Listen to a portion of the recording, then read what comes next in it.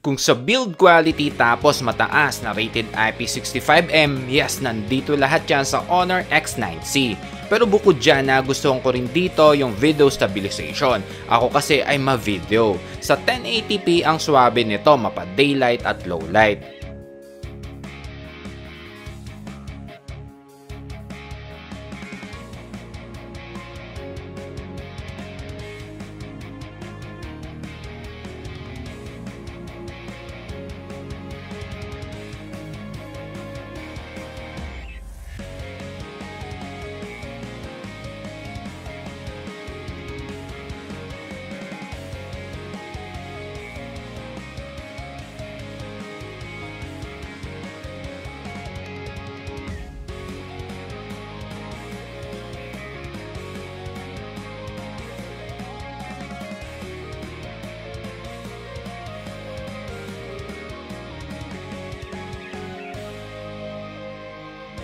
Isa ulit sa pros, yung 6,600 mAh battery ang linagay. Common kasi ay 5,000 mAh.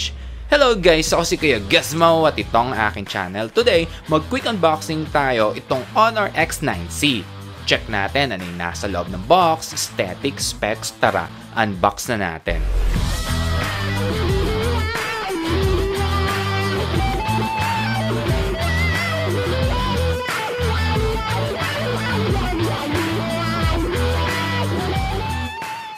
Bago sa unit, check muna natin ano ang nasa loob ng box. Sa loob, itong freebie na phone case. SIM ejector, itong quick start guide. Sa pinakaloob ng box, itong Type A to Type C cable.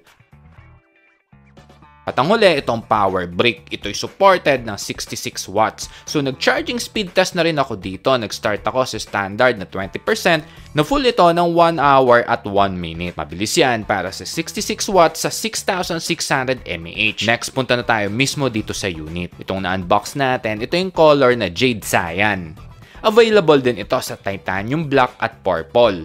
Ganito ang appearance ng texture. Yung back panel design, matte textured.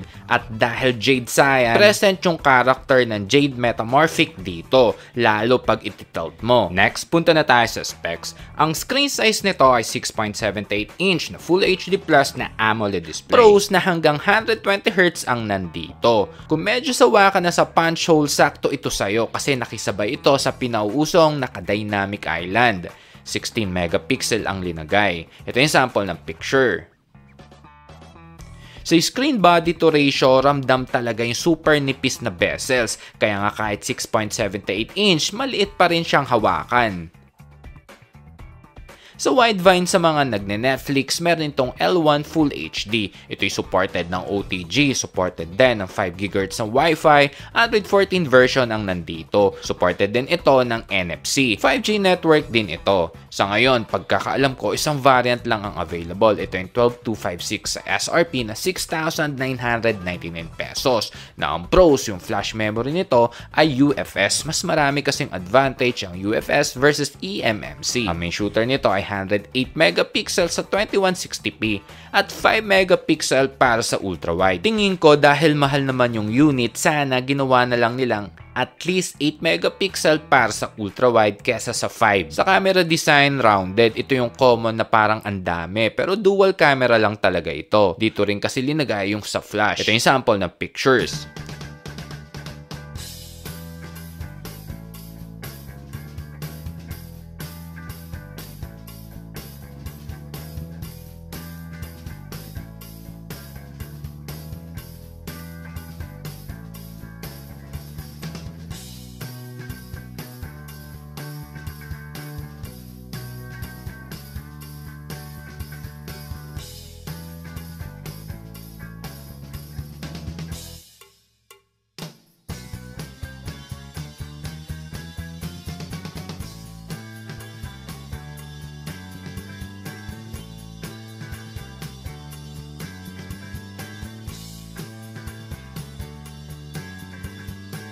Sa video settings, ang meron dito ay 720, 1080 at 4K resolution na meron 30 FPS at 1080p lang meron 60 FPS. Sa 4K resolution kumpara sa 1080p, medyo may hiccups ng onte sa stabilization, unlike sa 1080p na sobrang suwabe.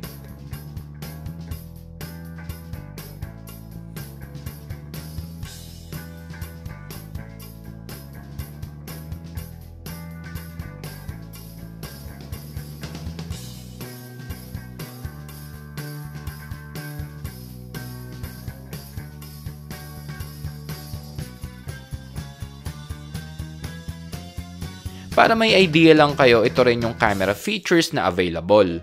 Nag-add na rin ako ng extra pang video test, dito naman ay walking. Medyo may swing ng onte, suwabe naman, pero sa Redmi Note 14 4G kasi ay walang swing.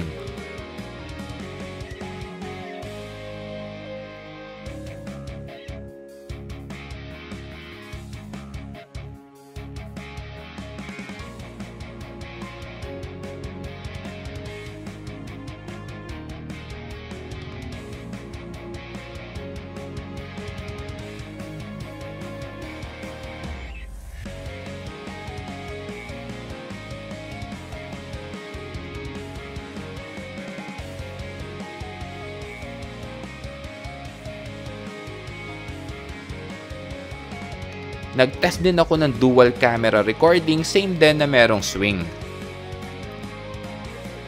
Ang video zoom ay hanggang 8 times, 10 times naman para sa photo.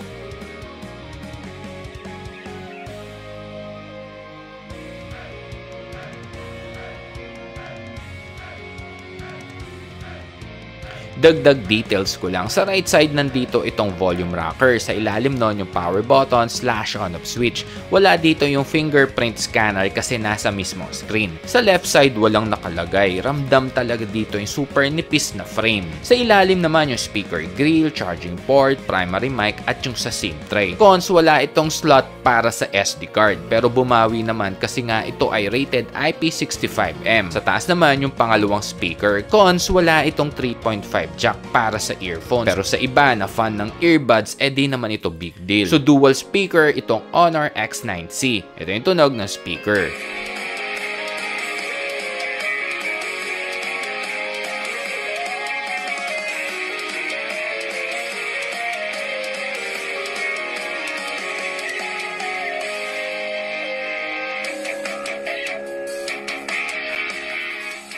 Napansin ko maganda yung quality ng speaker, balance yung bass at treble. Ang chipset nito ay Snapdragon 6 Gen 1 na octa-core na ang performance score ay... So nag-game test ako dito, linagay ko yung link sa comment section para di sobrang humaba, para makasave din ng time sa mga hindi naman gamer. Ang goal natin sa game test para ma-check natin kung playable ba or kung malag ito sa mga game apps na itetest natin. Detalyado yan mula sa game time, battery consumption at yung init ng phone bago at pagkatapos ng laro. Conclusion, tanong natin, sulit ba para sa 6,999 pesos? Sa 12256 na variant, para sa akin tama lang naman yung presyo. Nag-invest kasi itong unit sa build quality, talagang tatagal ko sa patagalan at nabackupan din naman ng decent specs. Tingin ko sana okay yung support ng software after ilang taon. Palagay ko yung market nitong unit yung user na hindi papalit-palit at di uhaw sa chipset kasi syempre oo mataas naman ito.